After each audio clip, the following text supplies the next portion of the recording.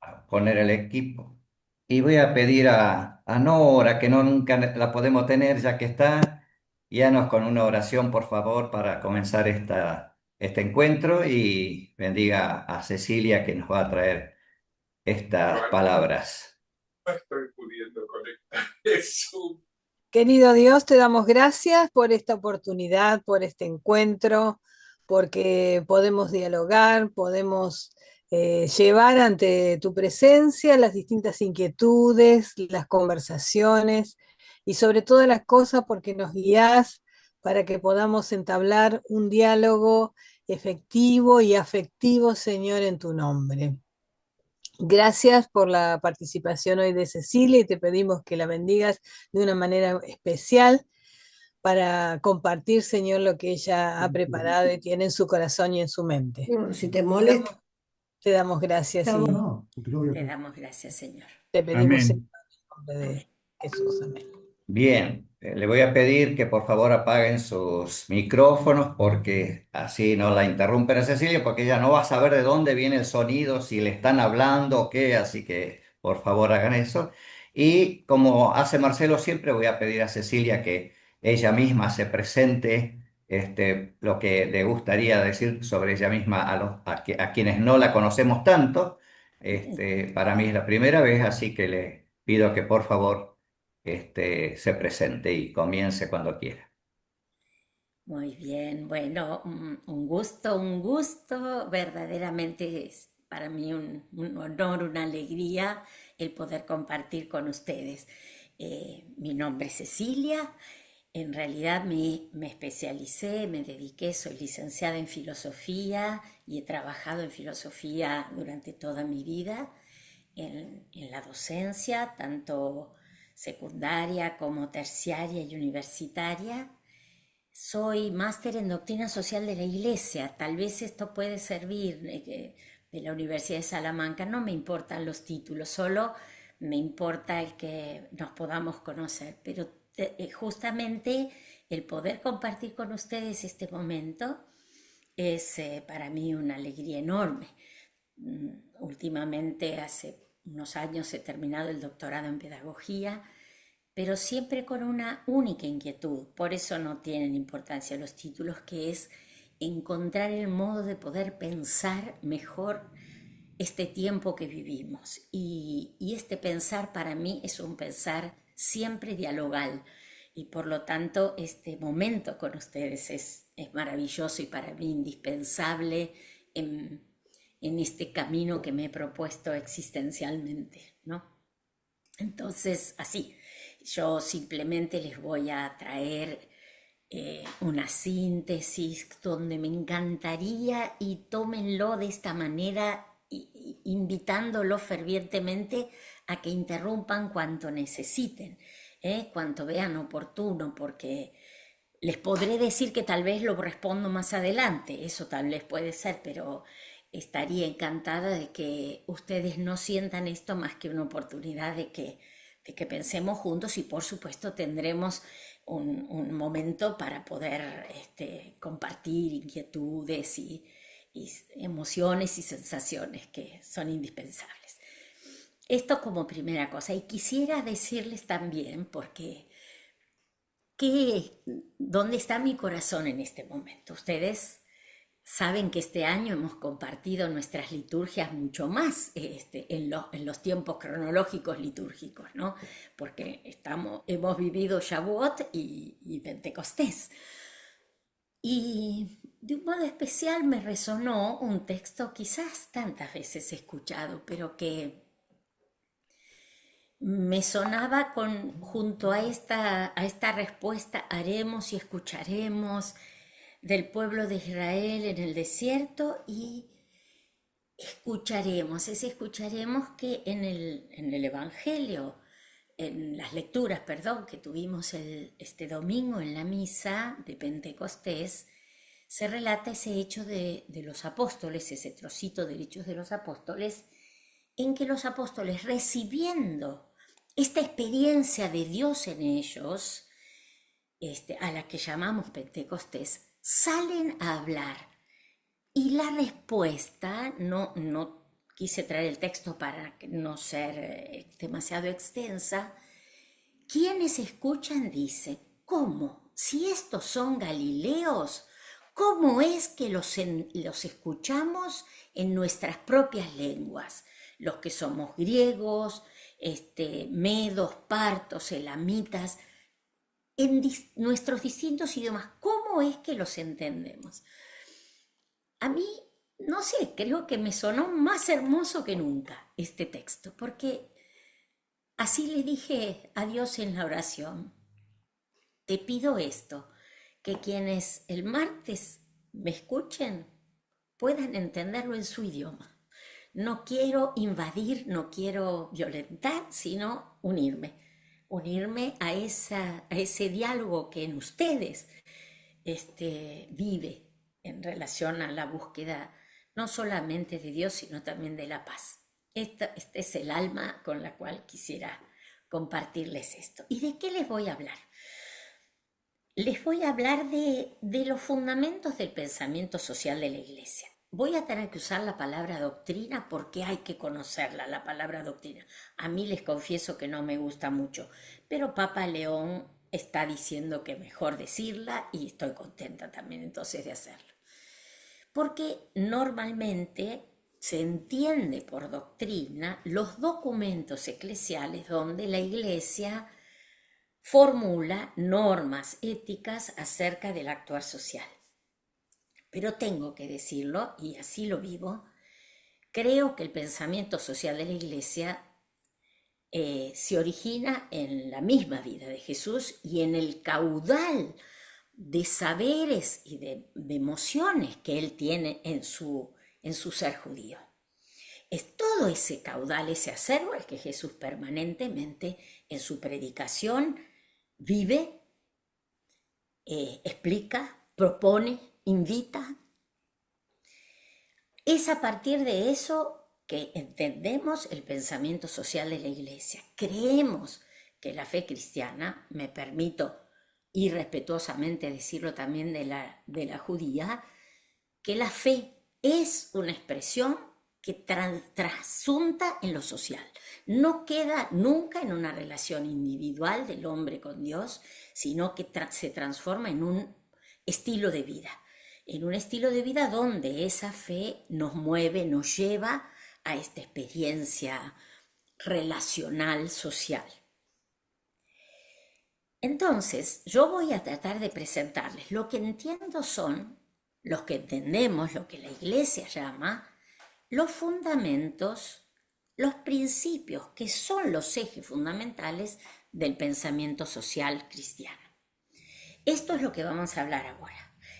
Entonces, si les parece, yo comparto unas diapositivas, vamos a ver, Ángel, si nos sale bien, pero que tratan de justamente orientar desde el Evangelio, pero yo quisiera pedirles desde ya, lo habíamos hablado con Marcelo y dijo, mira, esta vez hablas vos.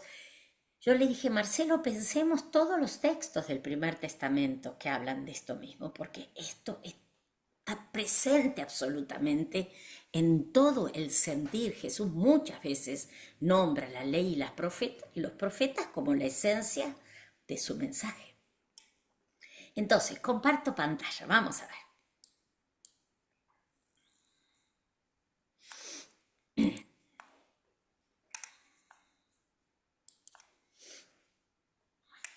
Bueno, ahora me dirán si lo están viendo. ¿Va bien? Correcto. Llegan a... Y yo espero que también un poquito me vean a mí porque me gustaría que sientan cuántos me estoy tratando de comunicar. Sí, sí, se te ve. Entonces, Está en la parte superior. muy bien, fantástico. Entonces, cuando hablamos de, esta es la palabra que más me gusta, enseñanza social de la Iglesia, muchas veces se refiere a los documentos de la Iglesia que han nacido a partir del siglo XIX. De hecho, nuestro nuevo Papa, León XIV, ha elegido este nombre, posiblemente ustedes lo saben, para hacer referencia al Papa León XIII, que es el que escribe lo que consideramos la primera encíclica social. Es decir, con Papa León XIII nace estos documentos escritos que de algún modo iluminan, nunca regulan, pero iluminan, ordenan, sugieren las conductas para la vida cristiana como el efecto del Evangelio. Yo traje esto, miren, estas frases son todas de Papa León XIV. Papa León XIV dice que la enseñanza social de la Iglesia, miren qué cosa linda, es un discernimiento comunitario. Acá estamos nosotros, ya somos comunidad, por lo tanto, ustedes son parte de esto, no son oyentes, estamos dentro y vamos a ir pensando y ojalá muchas cosas sucedan en este Pentecostés compartido que estamos viviendo. Entonces, es un discernimiento comunitario de las implicancias sociales que tiene el mensaje del Evangelio. Sigue Papa León, y fíjense que esto lo dijo él un día antes de comenzar su papado. Se reunió con la Fundación Centesimus Annus y ya les hablaba de esto, que es una fundación dedicada al pensamiento social de la Iglesia.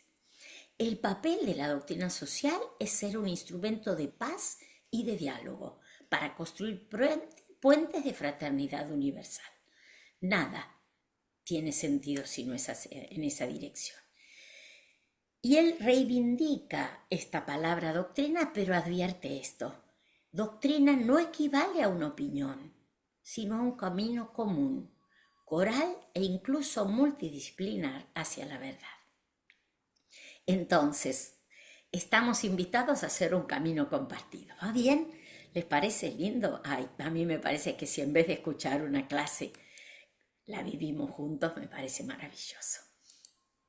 Entonces, ¿qué son los principios de la doctrina social de la Iglesia? Son esos puntos de apoyo. A mí se me ocurrió esta imagen simplemente por eso, porque es una visión general, pero también fundamental. Cualquier afirmación de la Iglesia tiene que reflejar estos principios. No son alternativos, son conjuntos, y uno no puede negar el otro. Y deben ser apreciados precisamente en esa articulación que después tiene que ser aplicada a la vida social. Son los fundamentos últimos y ordenadores de la vida social.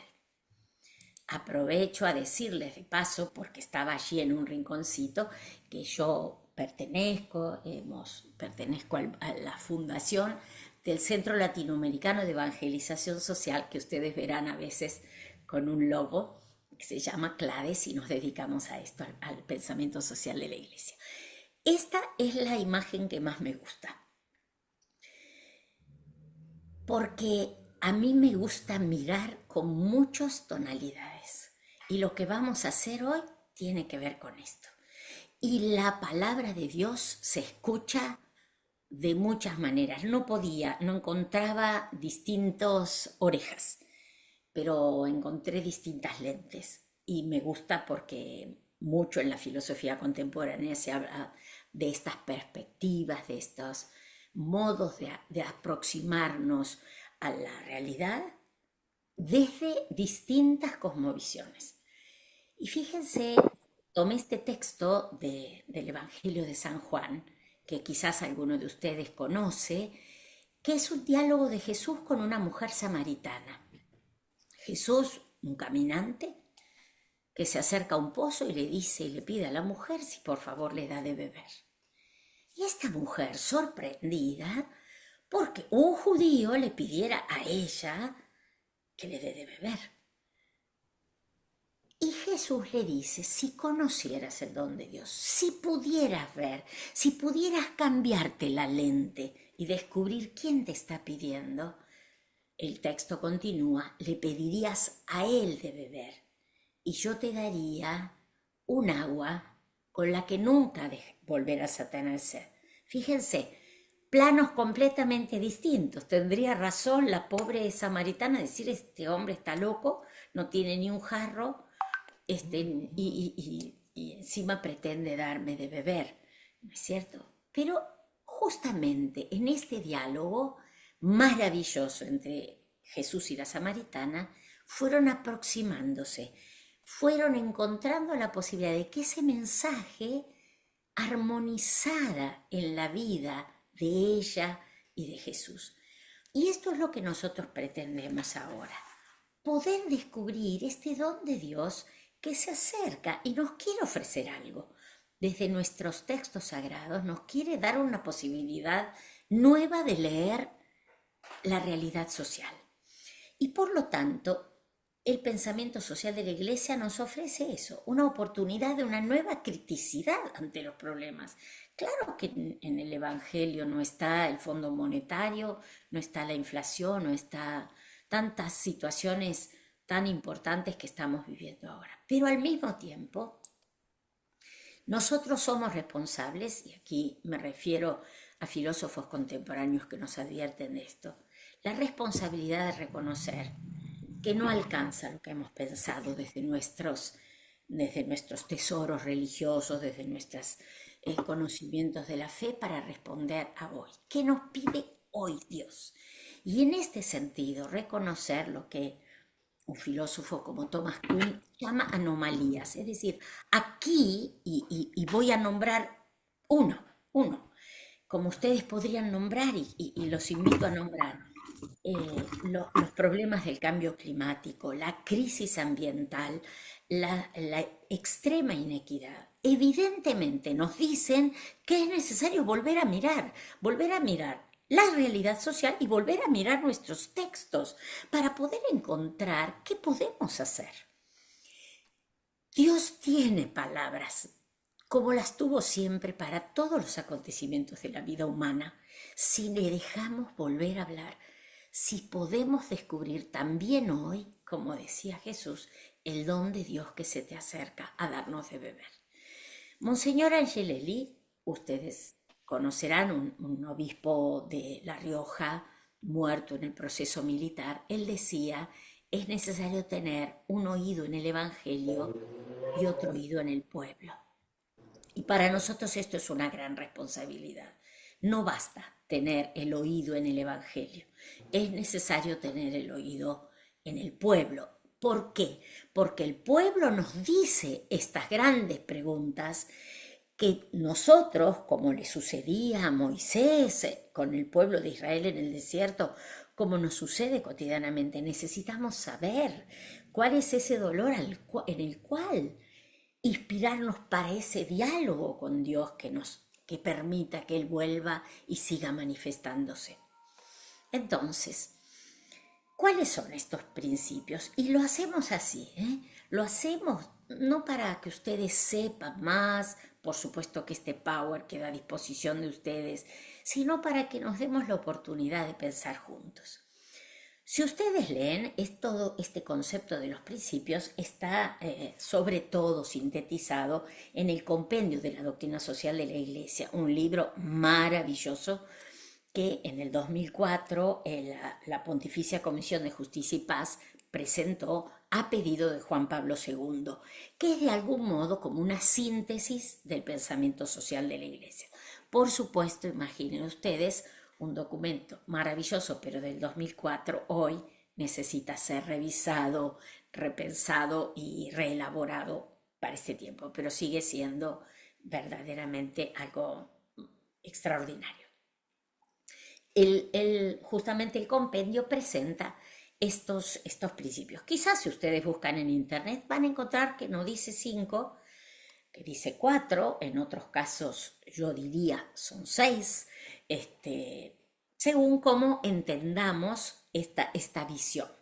Porque en realidad el principal de todos los principios, pero que es tan principal y elevado que no los ponemos dentro de esta lista, es la dignidad de la persona humana. La dignidad de la persona humana es el fundamento absoluto, el terreno en el cual se puede comenzar a pensar qué hacer con el hombre.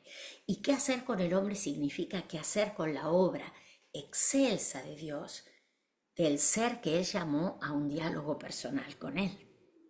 Entonces, así como lo conocemos del Génesis, este lugar privilegiado de Dios, del hombre, en la creación, no tiene que ver con con prerrogativas exclusivamente racionales, sino con la capacidad de entrar en diálogo con Él y por lo tanto comprender y participar de esa obra creadora de Dios como copartícipe.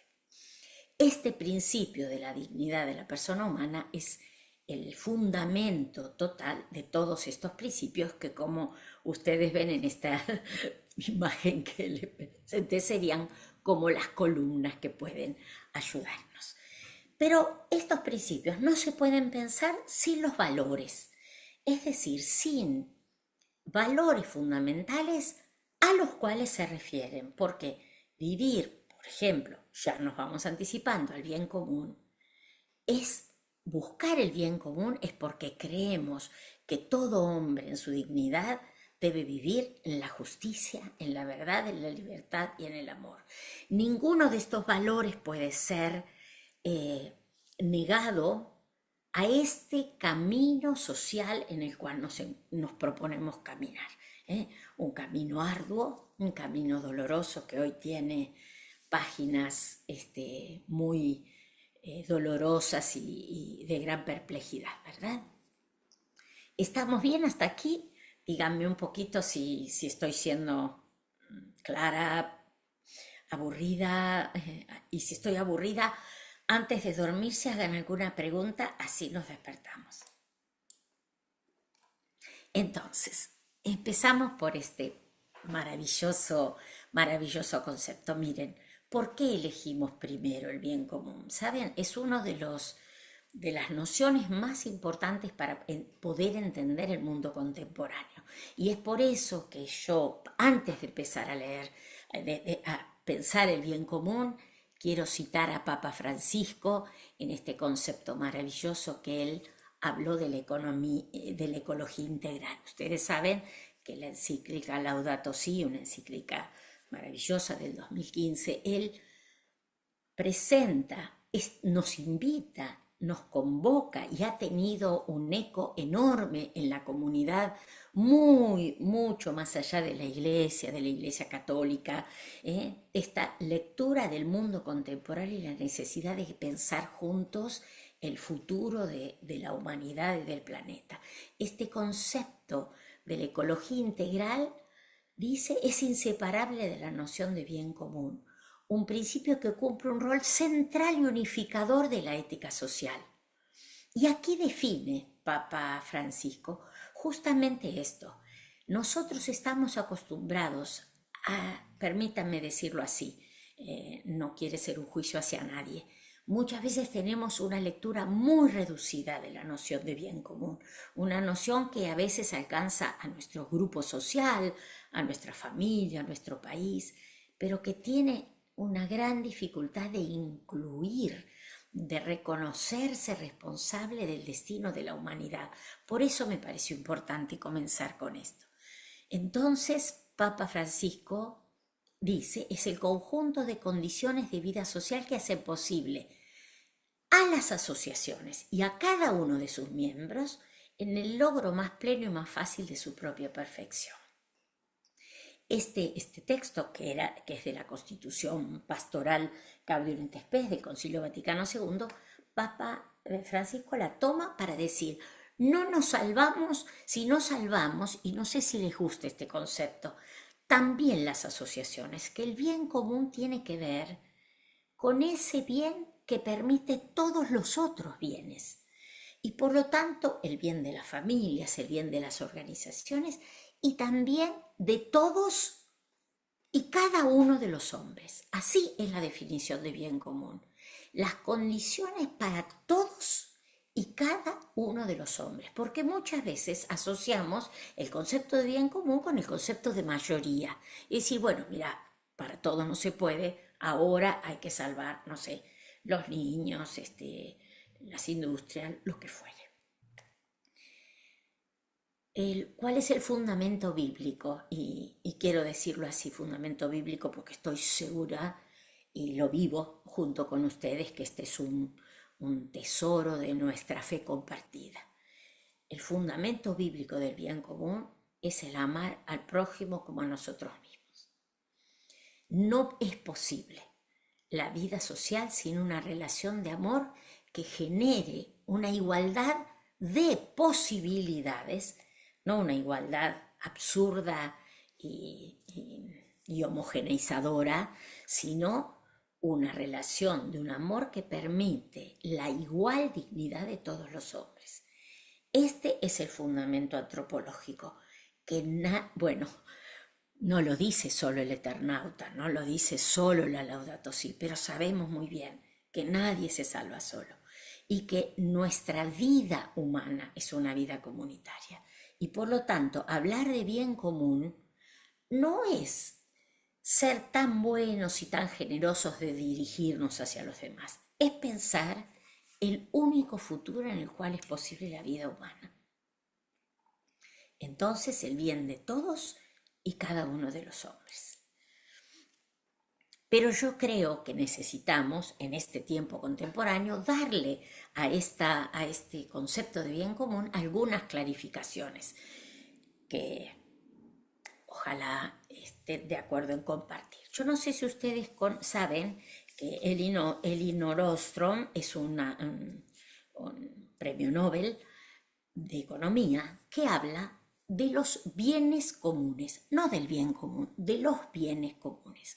Sucede que hoy en día no solamente tenemos que cuidar y proteger, y nuestra fe nos mueve a entender que nuestros hermanos en humanidad merecen condiciones de desarrollo, sino que hoy estas condiciones de desarrollo requieren de todos nosotros una tarea compartida.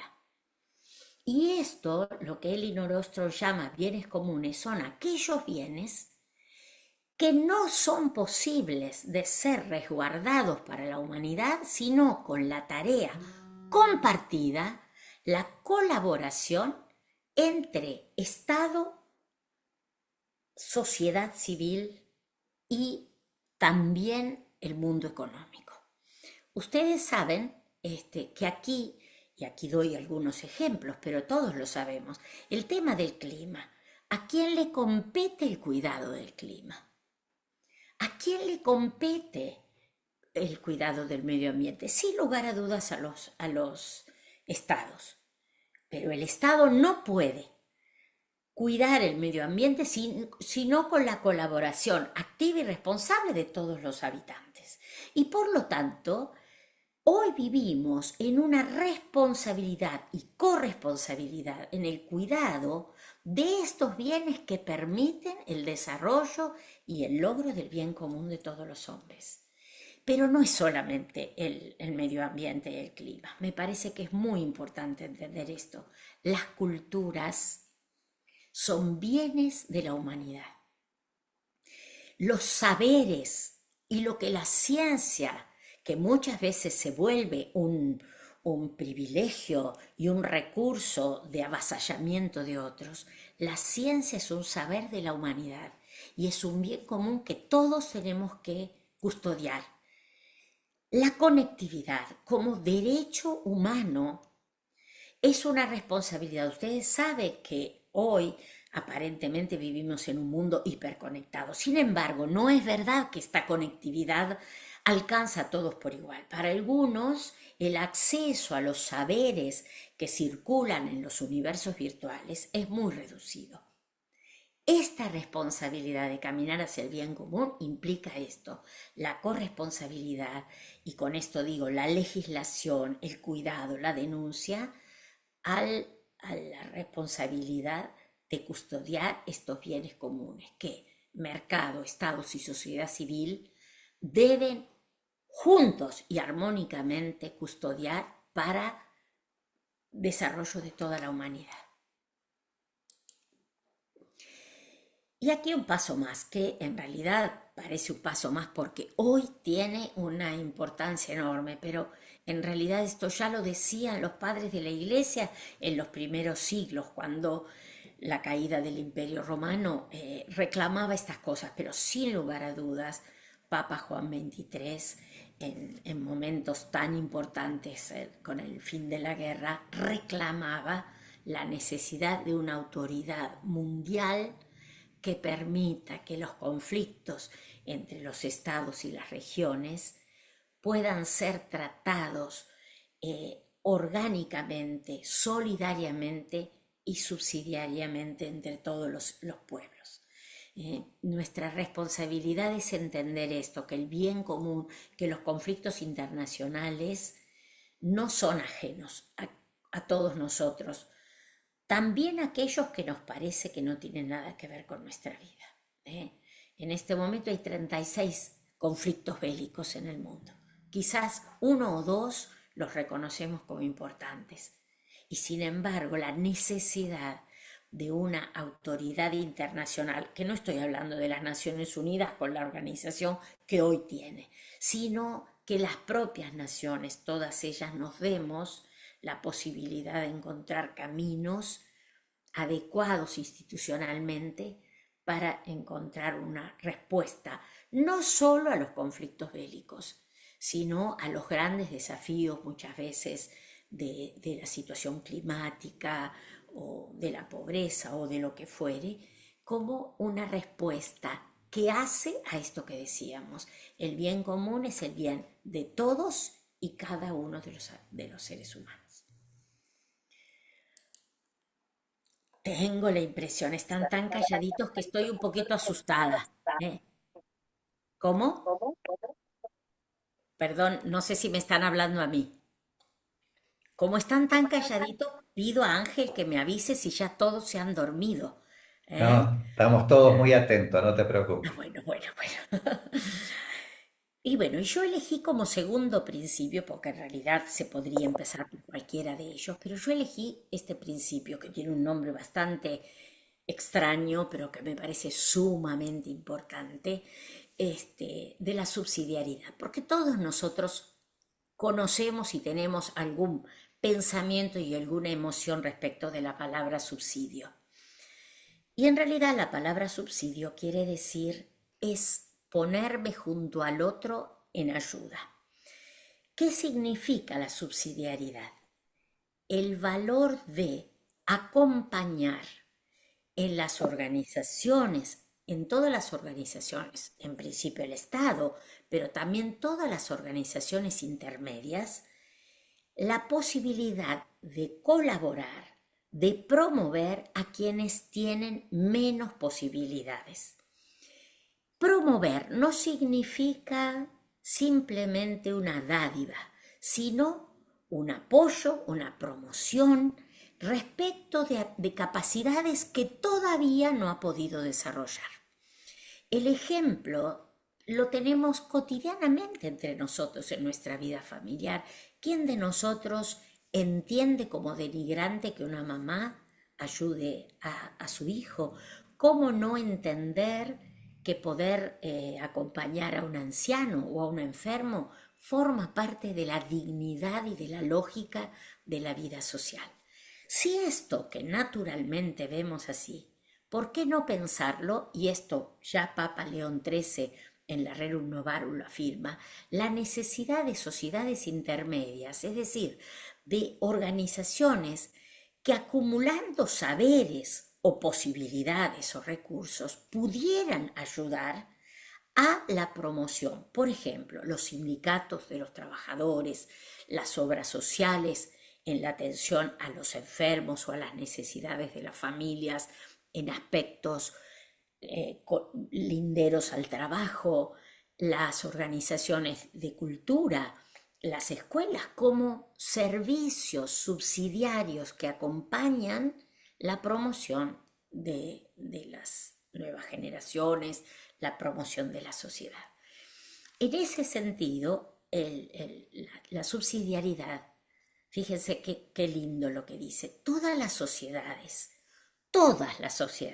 de orden superior deben ponerse en una actitud de ayuda, de apoyo, de promoción respecto a las organizaciones menores. Pero en sentido negativo, y me parece que es sumamente importante y creo que nos resuelve mucho de lo que a veces hace ruido en esa palabra subsidio, las sociedades de orden superior deben dejar que aquellas inferiores realicen todo aquello que pueden hacer por sí mismas. porque todos nosotros sabemos también cuánto es de denigrante que alguien nos diga, correte, lo hago yo, porque me parece que lo vas a hacer mal o porque no sos capaz.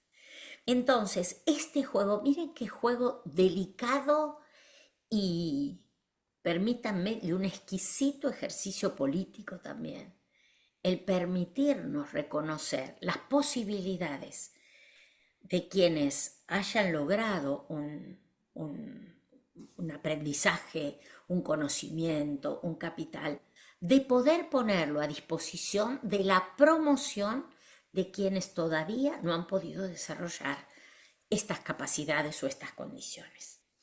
En ese sentido, y me encanta decirlo, Papa Juan Pablo II lo repetía, imitamos a Dios cuando promovemos. Vivimos la experiencia, ampliamos la experiencia de la creación. Cuando Dios dice, crezcan y multiplíquense, invita, pero esta invitación a crecer y multiplicar tuvo previamente el amor de dar hierba, el amor de dar agua, el permitir que esas especies pudieran desarrollar sus capacidades para beneficio de todos. Entonces, la subsidiariedad es verdaderamente un principio sumamente importante de la organización social, que rompe. ¿Cuál es lo importante de este principio? Que rompe la lógica de que si te enseño, ejerzo poder sobre vos, que me debes o quedás atado a una dependencia. La subsidiariedad no genera dependencia, por el contrario, asiste, ayuda, promueve, otorga libertad, otorga libertad. Entonces,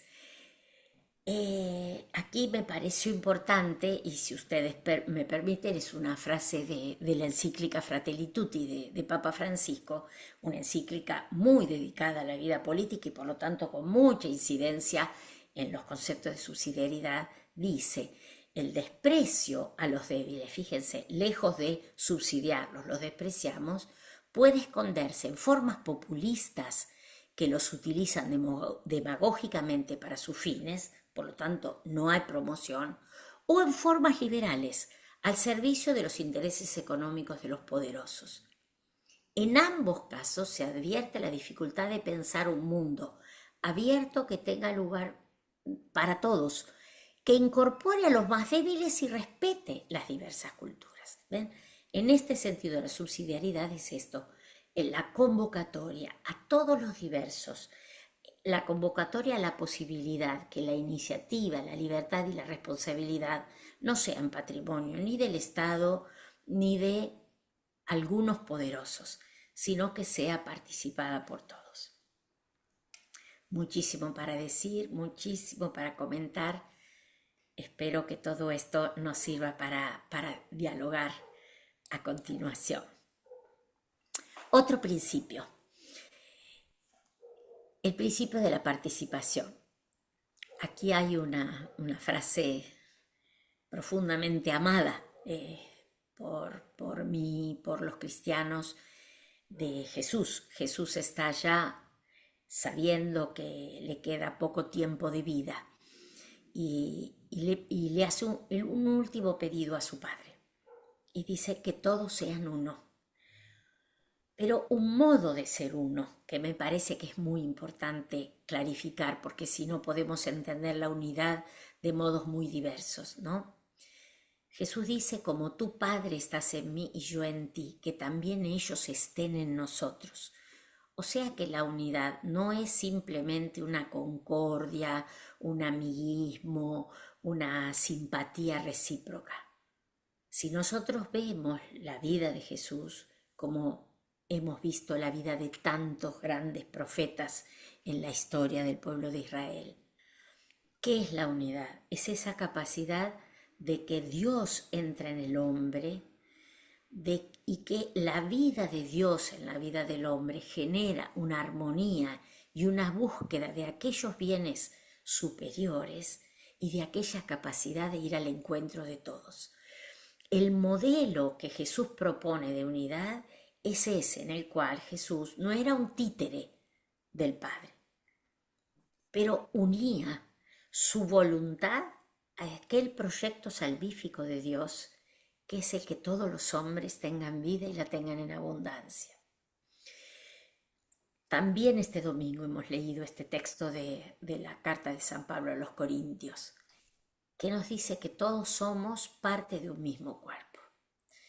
Y ninguna parte, por distinta que sea, por pequeña que parezca, está de más y tendríamos que desconocerla. Y ninguna parte del cuerpo puede decir, porque yo no soy la otra, no sirvo o no tengo que estar. Cada parte es indispensable. Este es el concepto de participación. Quizás nosotros, acostumbrados, sobre todo como argentinos, a que la participación significa salir a las calles, y está muy bien, y manifestarnos públicamente, y está muy bien hacerlo, pero en realidad la participación es la disposición a que nadie quede excluido. Es la decisión de hacer todo de nuestra parte para que el otro tenga lugar. Entonces, desde el dar el asiento en un colectivo, a escuchar a un joven, a escuchar a un anciano, a dar oído a un periodista para poder dialogar y no para someternos a su pensamiento. Entonces, son actitudes que nos permiten vivir esta vida, que para los cristianos tiene el modelo de la Trinidad, de un Dios cuyo Hijo es todo voluntad suya vivida, pero al mismo tiempo una decisión firme y personal de amar y salvar a la humanidad. Entonces este juego de riqueza, de voluntades que se suman, este es el concepto de participación. Y que por lo tanto no es solamente la participación pública ni la votación, es todo aquello que hacemos, con lo cual contribuimos a la vida, miren qué hermoso, esto lo dice el compendio, a la vida cultural, económica, política, social de la comunidad civil a la que pertenecemos. La participación, lejos de ser una característica de algunos, es esencial a nuestra vida humana y es esencial a nuestra vida de fe. No podríamos creer en un Dios que ama a la humanidad si no quisiéramos y trabajáramos para que esa humanidad se pueda transformar. Por eso la participación es esencial también a la vida democrática. Entonces, pero aquí vienen algunos matices que tenemos que darle a esta participación, porque es fácil pensar que participamos, no sé, todos en la misma cancha y vitoreando al mismo cuadro de fútbol. Pero nuestro desafío es precisamente la integración de lo diverso. Nuestra participación tiene que ser un camino de integración de la multiculturalidad. De ningún modo la participación es masa, de ningún modo la participación es homogeneidad. Lejos de este concepto de participación están los fundamentalismos de todo tipo. Ustedes saben que dolorosamente todos los seres humanos, y no puedo negarlo de mi propia fe, podemos caer en fundamentalismos y hemos caído en la historia en fundamentalismos que nos llevaron, lejos de participar en esta construcción de una sociedad de hermanos, a escindirla, a llagarla, a negarla, ¿no es cierto?, con nuestras propias afirmaciones o pretensiones. Entonces, participar es estar en actitud de diálogo, en actitud de escucha, como una obligación, pero también un derecho de todos los hombres a tener palabra. Saben, ayer estuve en la entrega de premios de la casa de Ana Frank, un momento verdaderamente hermoso, pero me quedé con una palabra de las muchísimas hermosas que escuché, que era la soberanía cultural. No quiero decirles porque yo estoy pensando, y saben que en filosofía masticamos hasta para poder digerir, ¿no es cierto? Pero la soberanía cultural quiere decir ser soberano en el concepto teológico de la palabra, en el concepto que me permito decir también es de Bereshit. Dios nos hace soberanos porque nos da la posibilidad de coordinar la armonía, no de decidir por los demás, no de decidir, porque nosotros no tenemos que decirle al caballo que no sea herbívoro, tenemos que ayudar a que el caballo se desarrolle como tal y tenemos que ayudar a que los mares sean puros como lo son y a que los ríos respondan y que los seres humanos vivamos dignamente. Este juego es el que me parece extraordinario.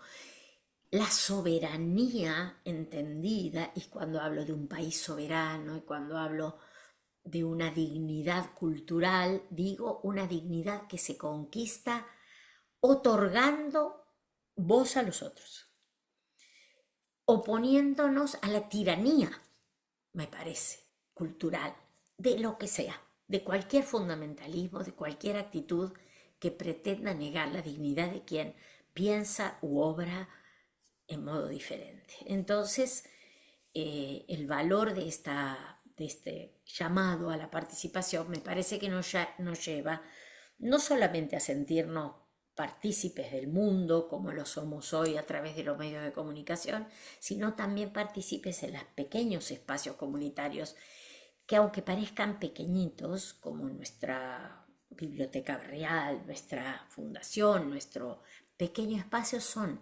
aquel acto heroico de libertad de volver soberana la voz y la palabra de todos los hombres. Esto entendemos por participación. Y hay ahora un principio absolutamente maravilloso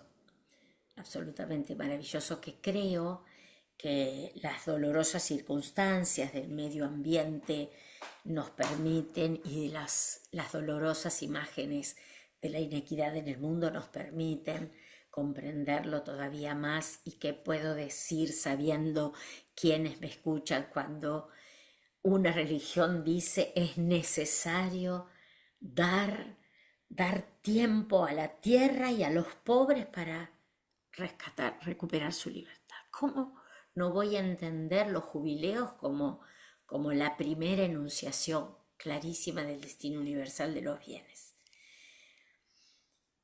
Cuando nosotros estamos viviendo, y hace poquito lo hemos tenido en la liturgia, un texto muy, muy hermoso. Quizás ustedes conocen la multiplicación de los panes, ¿no es cierto? Jesús, que había estado predicando tantas horas, la gente lo había seguido y los apóstoles dicen, pero esta gente tiene hambre, despídelos para que vayan a comprar comida, no pueden estar así sin comer. Eran 5.000, era imposible pensarlo. Y entonces dice, acá hay 5 panes y 2 peces, nada más.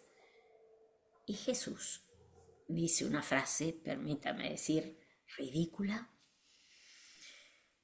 denles ustedes de comer. Esta palabra de Jesús la tenemos que tomar. ¿Cómo se le ocurre a Jesús decirle a estos pobres ayudantes suyos, pescadores, hombres sencillos, que ellos pudieran tener la posibilidad de darles de comer a esa multitud?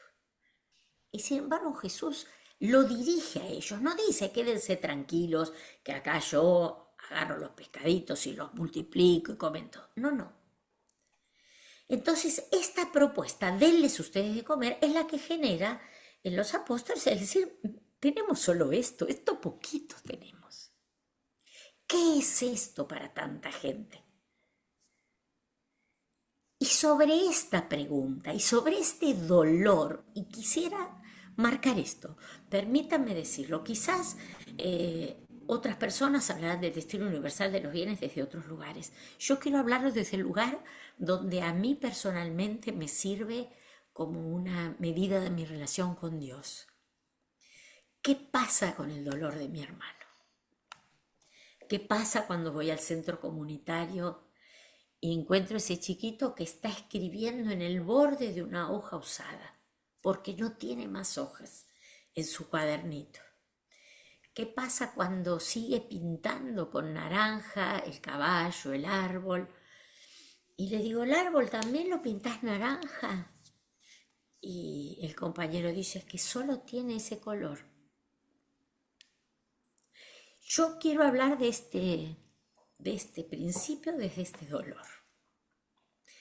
Porque esto que Jesús dice, denles de comer, tiene que ver con esto. Si vos no te haces cargo de tu hermano, si el dolor de tu hermano lo único que hace es decir, Dios, dale de comer a esta pobre gente, despedilos, sacalos del mapa para que yo no los vea, o dales de comer. Jesús no nos dice esto. La iglesia nos dice, somos responsables porque la tierra ha sido dada por Dios a todos los hombres. Y este destino universal de los bienes, dado por Dios en quienes creemos en un Dios creador del mundo, de la humanidad, nos lleva a esta otra afirmación. ¿Y yo qué tengo que ver con esta tarea? Entonces, nuestra responsabilidad no es repartir. Voy a decir una cosita más que me viene ahora, espero no incomodarlos. Siempre me pareció maravilloso que Jesús, después de que los apóstoles dijeron tenemos solo esto, 5 panes y 2 peces, Jesús bendijo. Jesús hizo una oración y después dijo repartan. El Evangelio no explica qué pasó. Dice comieron todos y sobraron 12 canastas. Cuando Papa Francisco lo escuché al comienzo de su pontificado explicar esta parábola, dice, el gran milagro de Jesús no es haber multiplicado él los panes, es que posiblemente en su mensaje y en su oración generó la posibilidad de que todos compartieran lo poco que tenían. Y sobró. Y alcanzó y sobró, porque cuando damos lo que tenemos nos pasa así, como nos pasa en los cumpleaños de familia, que cada cual trae lo que puede y siempre sobra. Y cuando estamos con amigos y ponemos todo lo que podemos, sabiendo que a lo mejor es poco, y siempre alcanza y sobra. Entonces, el mayor milagro no es que Jesús multiplicara, también a veces nos pasa, no sé, con la quiniela o con un juego que se nos multiplica. No es esa la multiplicación que va a generar el destino universal de los bienes. La multiplicación es que todos descubramos lo que tenemos para dar y que este principio de sabernos copartícipes de esta creación y corresponsables con Dios de esta armonía de la creación nos haga comprender que no es el concepto de propiedad. Y aquí digo algo que ya lo afirmaban los padres de la Iglesia en el siglo I y II antes de Cristo, después de Cristo, el comienzo de la Iglesia. La propiedad privada tiene una hipoteca social, una deuda social. Porque si yo tengo, y hay muchos que no tienen, la pregunta que tengo que hacer es, ¿qué les debo? ¿Qué tengo que hacer yo que tengo para que los demás también tengan? Juan Pablo II decía, toda forma de propiedad debe tener una función social. No me puedo quedar tranquilo y decir, bueno, lamento, esto es mío. ¿Qué tan mío y qué tan ajeno a él es esto que a mí me permite la salud y a él no? Me permite el dormir bajo un techo y a él no. Entonces este destino universal de los bienes no es un mandato, no es una opresión, no es un comunismo de pensar que vamos a encontrar un organismo internacional que distribuya y mucho menos igualitariamente cuando todos somos distintos, cualquier cosa que tienda a igualarnos nos desconoce y nos niega nuestra dignidad. No somos iguales ni necesitamos lo mismo, como sucede en nuestras familias, como sucede entre nuestros amigos, pero sí sabemos que el camino y que el mandato esencial y existencial de la vida comunitaria de la cual hemos hablado lleva a que no puedo pensar como mío simplemente haciendo a menos de la necesidad del hermano. La propiedad privada no es de valor absoluto. Reclama en un pensamiento comunitario como son los de nuestra fe, como es de la fe cristiana, una responsabilidad por el bienestar de los demás. De un modo importante, y por eso Papa Francisco lo ha traído tanto al presente, y yo todavía no hablo de Papa León porque tantas cosas no ha dicho todavía, pero sabemos que está en esta misma línea, que los excluidos, cuando el Papa Francisco hablaba de los sobrantes, de las personas que consideramos sobrantes, si hubiera menos de estos, menos de esta raza, menos de esta clase, menos de este país, menos, los sobrantes, nosotros decimos, el destino universal de los bienes es la categoría, es la lente, es ese anteojo que me permite advertir el error, la contrariedad profunda que significa esta afirmación. Bueno, Ángel, espero tu campanita si se me acaba el tiempo. Creo que todavía este es el último principio.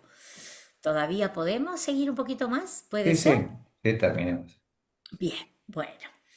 Aquí voy a hacer referencia a otro pasaje del Evangelio que seguramente también muchos de ustedes conocen, que es la parábola del buen samaritano. Sin detenerme en muchos de sus elementos, me parece que puede ayudarnos a comprender qué significa la solidaridad cuando la pensamos como una categoría de análisis social. Porque este relato del buen samaritano, en el cual ciertamente todos nosotros podríamos pensarnos en algún lugar, nos descubre que ante la necesidad de una persona, de un prójimo, de hecho la parábola está dirigida a analizar el concepto de prójimo, de próximo, porque Jesús dice amar al prójimo, y este doctor de la ley le dice, ¿pero quién es mi prójimo? Y Jesús explica esta parábola, donde dice que una persona que iba en camino de Jerusalén a Jericó, fue asaltada por los ladrones, quedó casi muerta en el piso, y personas que pasaron por motivos posiblemente muy considerables para ellos, no pudieron detenerse. Dejaron a este hombre moribundo y sobre todo en estas condiciones de salud y sin bienes, ¿no es cierto? Pasaron y lo dejaron. Y un samaritano, es decir, una persona que no tenía con él ninguna afinidad que justificara, cuando en realidad los samaritanos eran considerados más bien grupos ajenos a la tradición judía. Y este samaritano es muy hermoso, y quiero citar sobre todo este concepto. Se conmovió, dice el Evangelio. Se conmovió. Y esta conmoción, que no es razonamiento, lo hizo tomarlo, ponerlo en la montura de su caballo y llevarlo a la posada. Y no solamente llevarlo a la posada, decirle, cuídalo, te pago para que lo cuides, y cuando vuelvo, te pago lo que pueda faltar. Y yo quisiera detenerme en un conceptito más que en general no comentamos tanto. ¿Saben a mí también que me conmueve? No solo el samaritano, me conmueve el señor de la posada. Porque si yo hubiera sido el posadero y veo que me traen un moribundo, todo todo ensangrentado, sin bienes, y un samaritano dice, mira que después te voy a pagar. Podría ser que yo o cualquiera de ustedes dijera, no, mira, llévalo a otra posada, yo no me traigas este problema a mí. Acá hay dos solidaridades y me gusta pensarlas porque está la solidaridad personal de quien se conmueve en sus entrañas y lo toma, pero también aquel que se hace cargo de una situación social y se hace responsable aún a riesgo económico. Entonces, la solidaridad no es un sentimentalismo. La solidaridad no es una ayuda que simplemente busca remedar en el momento, sino la solidaridad es una actitud, miren, firme y perseverante de empeñarse por el bien común. Aquí está la solidaridad, en esta tarea cotidiana de saludar al vecino, de cuidar la limpieza de la ciudad, de atender la calidad educativa del medio ambiente en el cual me muevo, de cuidar la serenidad y sanidad de los lenguajes con los cuales vamos armando la vida social. Todo eso es solidaridad, porque todo eso ayuda a que tantas heridas y heridos como tenemos en nuestra sociedad puedan sanar, puedan sanar. Hoy yo trabajo muchas veces con jóvenes, tenemos jóvenes heridos, desilusionados de la vida política, desilusionados del futuro de la humanidad. Tenemos jóvenes que se recluyen en la virtualidad porque no encuentran espacios de diálogo con adultos que puedan tener una esperanza. Entonces, nuestra solidaridad es una actitud comprometida por el diálogo, por la escucha, por el reconocimiento de todas aquellas circunstancias en las cuales el dolor del otro depende de la actitud en la cual nosotros nos ponemos ante él. Y cuando digo el otro, no digo solo personas, digo también países, también regiones. ¿Cuántas veces, también en Argentina, nos hemos dado la espalda a América Latina? ¿Cuántas veces nos parece que no tenemos nada que ver con dramas sociales de la humanidad? Entonces, nuestra responsabilidad, y con esto quiero terminar, ¿no es cierto?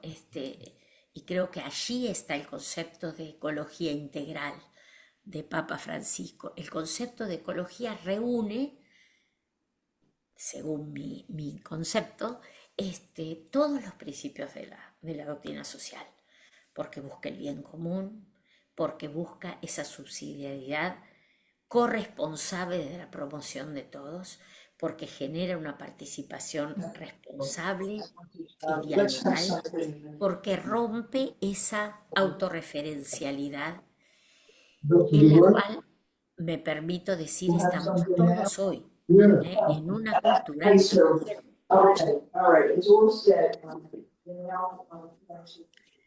en una cultura que tiende al individualismo y a recluirnos en estos espacios de autocomplacencia que son nuestros amados algoritmos que nos protegen de animarnos, de asomarnos al mundo real. Nos custodian y nos meten en esa burbuja autocomplaciente en la cual las noticias, los gustos, las posibilidades, lo único que hacen es autoafirmar esta necesidad o esta convicción que tenemos. Yo creo que el único camino para romper esta tendencia al individualismo en este mundo, muchas veces exasperado por estas tendencias disociadoras, es reconocernos todavía hoy hermanos en este camino de solidaridad y de fraternidad que nos compete y nos compromete a todos. Me detengo un poquito, dejo de compartir porque ya me estoy asustando.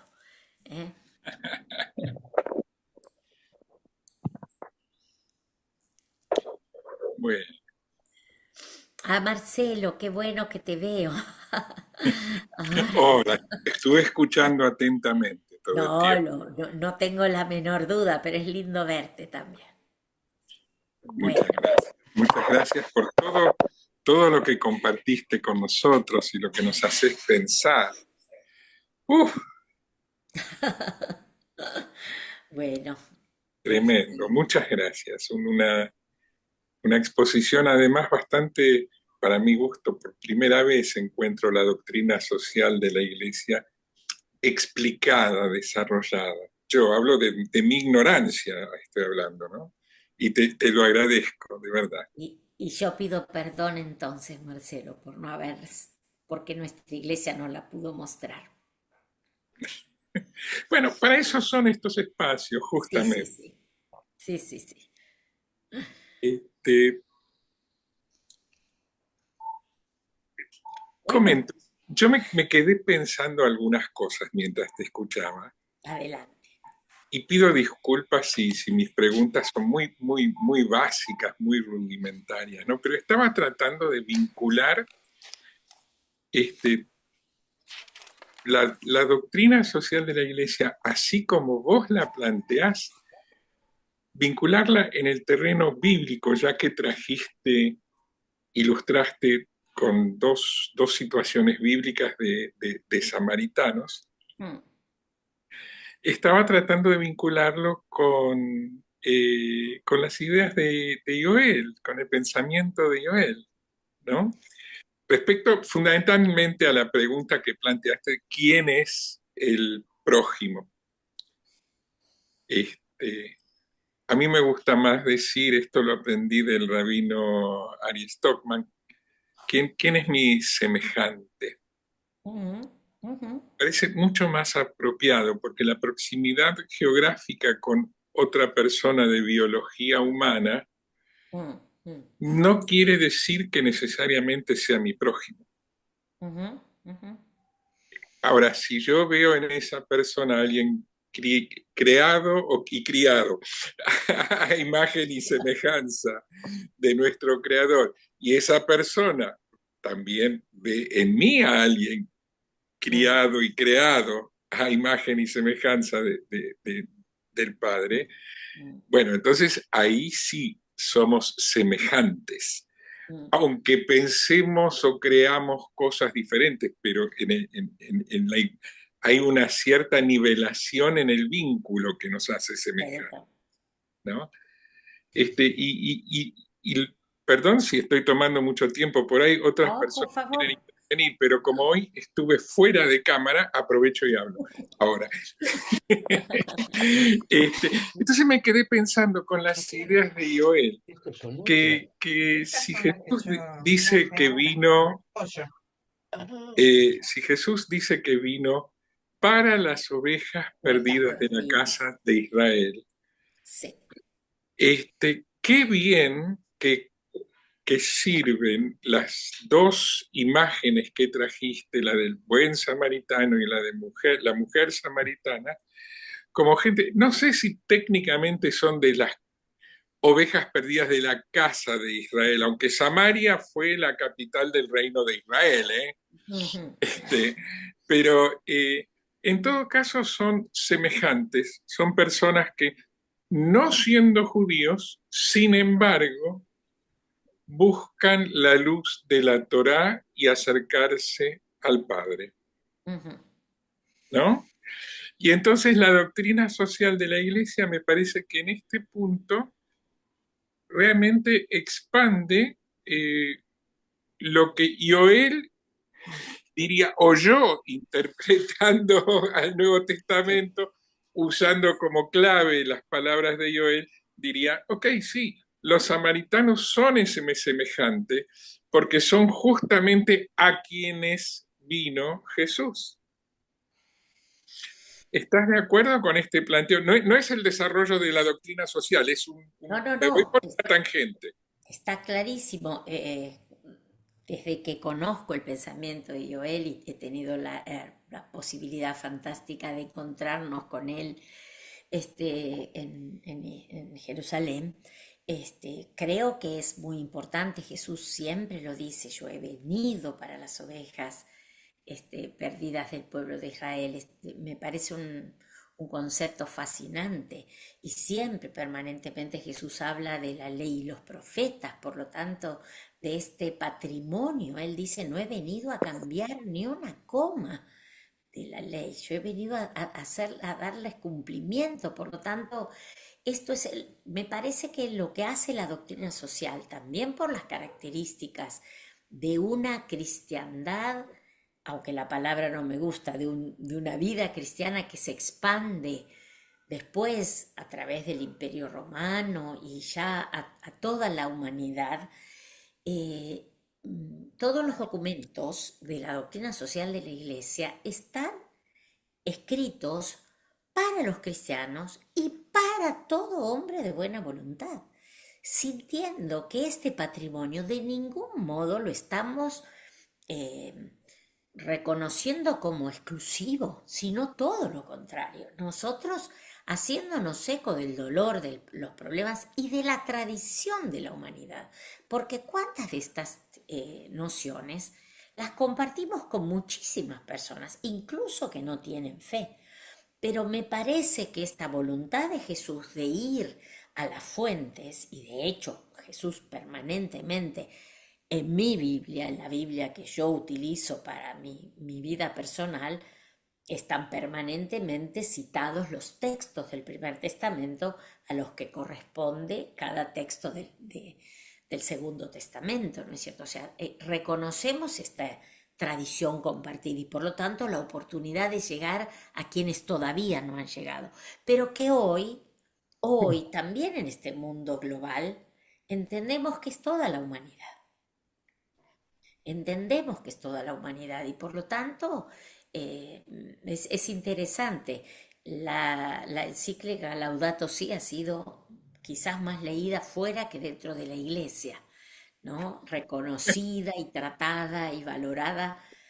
Bien, eso para nosotros es un orgullo que sea así. No sé si para todos, pero al menos para algunos de nosotros es un orgullo que nos sintamos consonantes con el sentir de la humanidad y con lo que creemos que es la esencia del pensamiento social de la Iglesia, que no es un área dogmática, ¿eh? Es de ética teológica.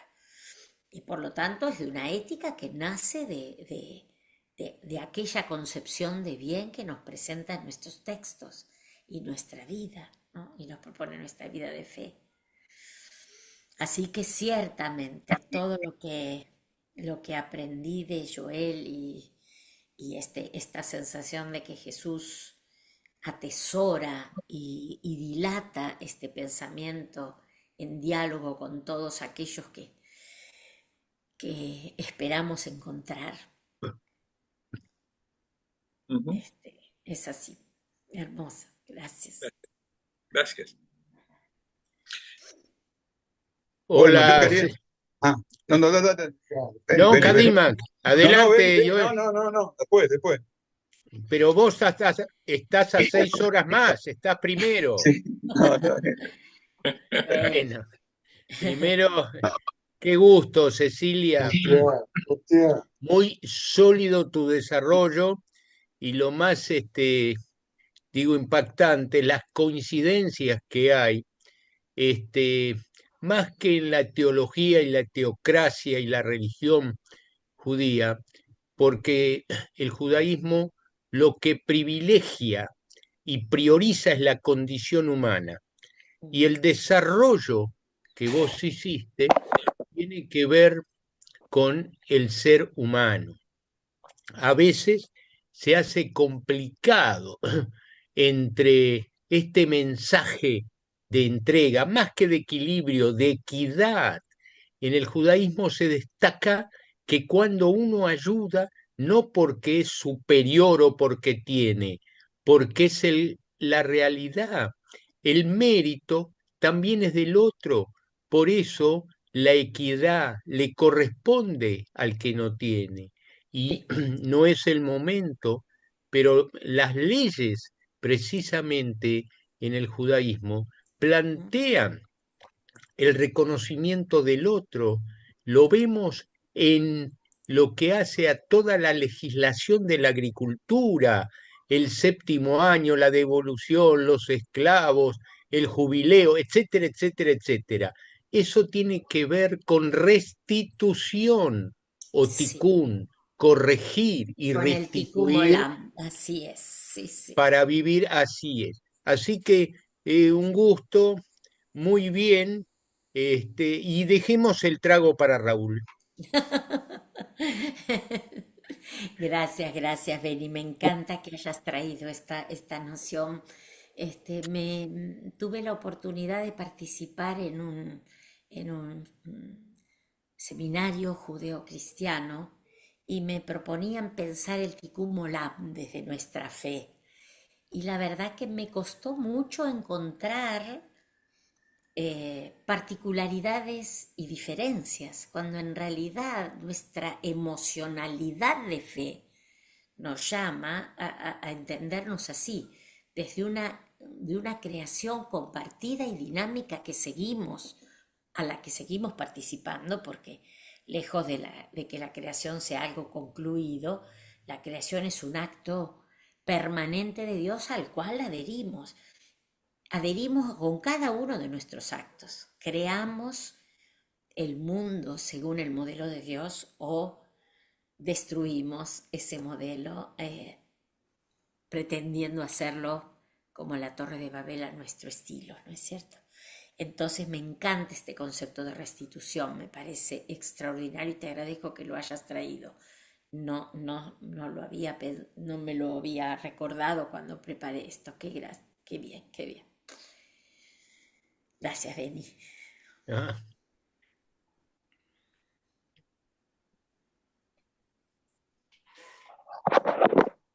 Joel, está muteado. Ahí Sí, sí, está, sí. ahí Perfecto. está. Ante todo, muchas gracias, Cecilia. Brillante, muy pedagógico, muy claro. Yo he aprendido mucho de lo que dijiste y anotado, ¿no? Lo que quería, bueno, pequeñas cositas, ¿no? Sí. Los samaritanos no eran judíos. Era un pueblo Ah, que los asirios los trajeron de Asiria, porque hubo ah, cambio. Los asirios tenían eh, digamos, la forma de dominar cambiando poblaciones. Entonces, llevaban ah, los judíos a distintos lugares y a Babilonia, por ejemplo, pero después traían de otros lugares. De ahí vienen los samaritanos porque estaban en la zona de Samaria. Este, eh, eh, Después, con respecto a la ecología, me interesó mucho el tema ese, porque también estuve trabajando un poco sobre el tema ese, y, y el tema de la ecología está en el comienzo de la Biblia.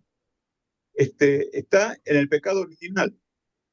ujú, El mundo no soporta zonas, es decir, cuanto más sagrado es, no soporta el pecado, no soporta la, el comportamiento que Dios no ha indicado. Por eso cuando Adán y Eva pecan, son echados, no del jardín de Edén al Edén. Y cuando tienen hijos, son echados del Edén también a este mundo. sí. Y en este mundo encuentran ya gente no importa, no entremos en el tema ese. Pero quiero decir de que la santidad del mundo depende de nuestra conducta. ¿Eh? Totalmente, totalmente. Y eso es muy importante, a Ujú. mi parece. Bueno, no quiero entrar más en esto. Quería estas pequeñas aclaraciones y muchísimas gracias. Muy buena la presentación tuya, ¿eh? Muy buena. Gracias, gracias, Joel, gracias de verdad. Me permito hacer un comentario, me encanta el concepto de pecado, yo no lo he mencionado, porque, bueno, ustedes saben que muchas veces genera rispideces por las interpretaciones a veces excesivamente ingenuas o acotadas del pecado, ¿no? Pero en la doctrina social de la Iglesia se concibe el pecado como la división del hombre con Dios, con los hermanos y con las cosas, ¿no? Esto es el pecado es lo que nos divide, lo que nos escinde, lo que no nos permite pensarnos. Y en ese sentido, creo que es importante el documento de Puebla, posterior al Vaticano II, fue los primeros que lo mencionaron, pero que hoy es un patrimonio del pensamiento social de la Iglesia. Hablamos de pecados estructurales. No es solamente el pecado original, son todos aquellos pecados que generaron estructuras de pecado. Porque cuando nosotros decimos un proceso como la Shoah, es una estructura de pecado, no, a la cual no podemos hablar solamente de pecados individuales, sino de estructuras que generan situaciones de pecado y que provocan injusticias, y hoy podríamos decir ciertos sistemas de crédito, por decir algo, o determinados procesos educativos que mimetizan o impiden el desarrollo genuino del pensamiento. Muchas estructuras culturales, sociales y políticas, ciertos totalitarismos, que son estructuras de pecado. Es decir, que no solamente generan pecado, sino que favorecen el que otros los cometan. Y muchas veces vemos, bueno, todo el mecanismo del narcotráfico, por ejemplo, es toda una estructura de pecado, ¿no es cierto? Y por lo tanto somos mucho más responsables, y te agradezco este concepto de los samaritanos que desconocía y que es muy bueno conocer. Bueno, porque está Beni que preguntaba por vos. Acá, A ver si aparece Raúl. acá aparece. Ah, ¿Cómo te va. va? Oye, Ariel. Sí. Bueno, acá somos, mira quiénes están ahí, Raúl y Joel. ¡Oh!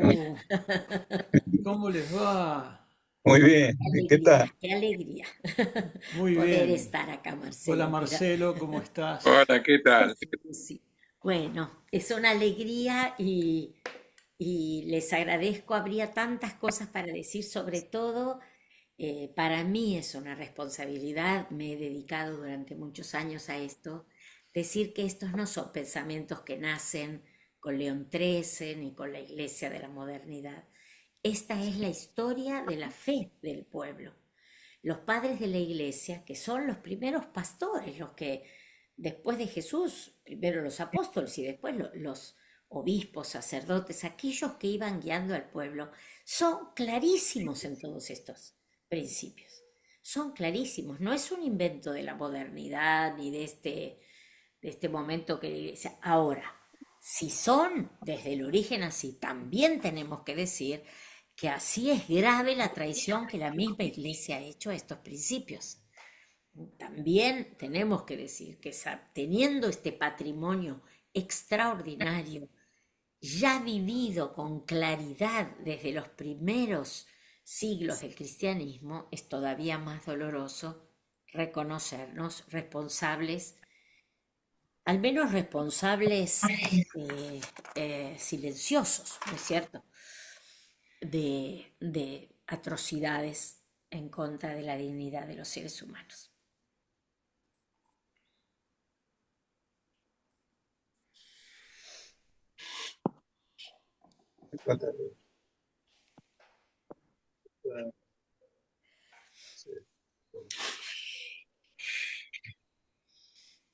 ¿Cómo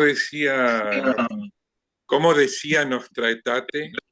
Algo así como que no se puede considerar ni a todos los de aquel entonces, ni a los de hoy por lo que Exacto. sucedió en aquel entonces.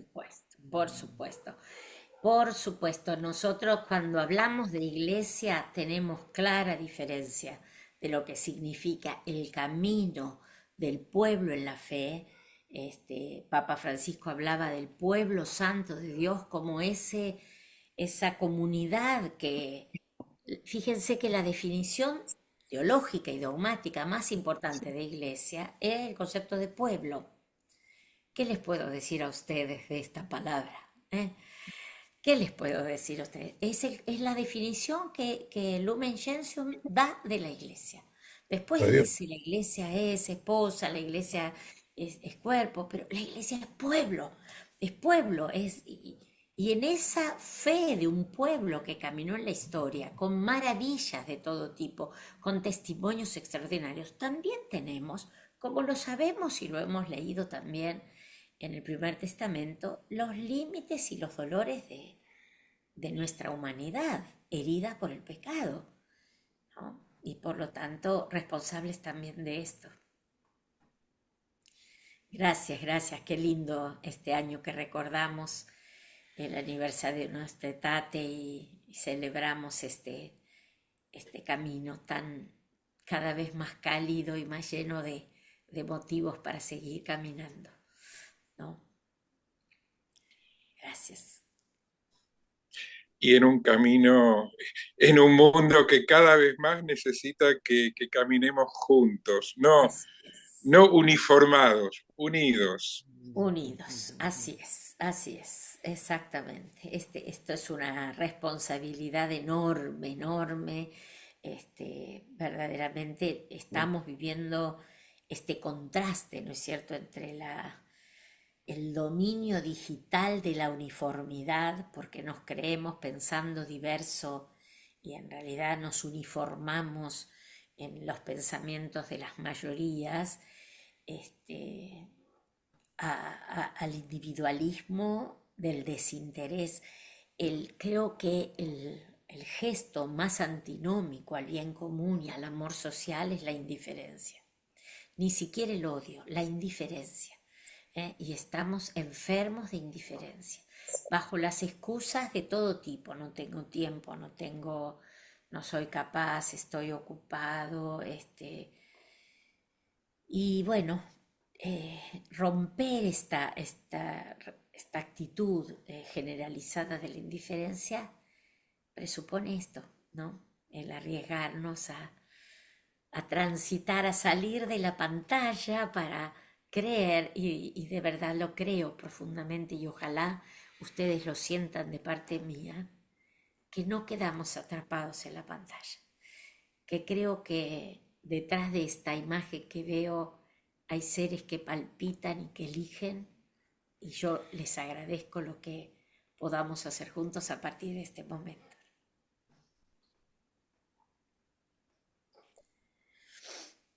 Amén. Bueno, yo tengo que agradecer a un ángel. En la Biblia tenemos muchos ángeles, pero yo tengo uno particular que esta semana me ha asesorado, me ha acompañado, me ha tranquilizado, me ha explicado, y que gracias a eso hemos podido transitar sin que yo me ponga demasiado nerviosa. Y no solo eso, es tucumano. Es tucumano, imagínate. Bueno, qué lindo, qué lindo.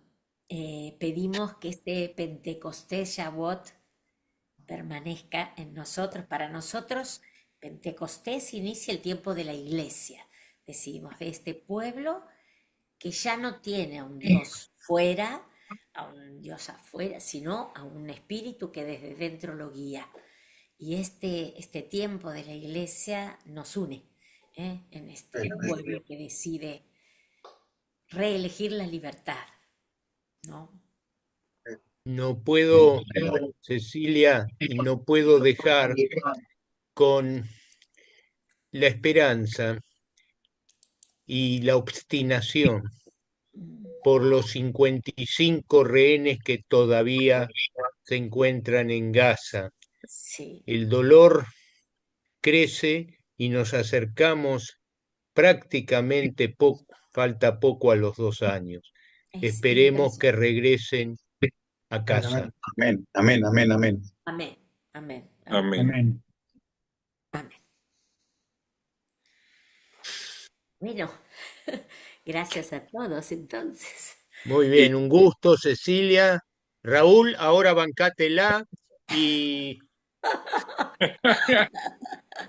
No, mirá, sigue en silencio, ¿te das cuenta cómo se hace? ¿Viste? Vos hablaste que no hay que ser indiferente. Mirá la mirada que tiene. Claro. Bueno, Un Que gusto. vaya muy Chao, bien. hasta No pronto a queremos todos. Pronto. Muchas Muchas gracias, gracias. Cecilia, muchas gracias. Gracias, Que gracias. Dios, que Muchas Dios te bendiga. gracias. Excelente Feliz Día del exposición. Padre. Muchas gracias. Feliz Día del Padre, Gracias. Pablo. Muchas gracias. Gracias. Gracias a ustedes. Que estén muy Muy bien. bien, muy Que estén muy bien. que has dicho. De mucha edificación. Amén, amén.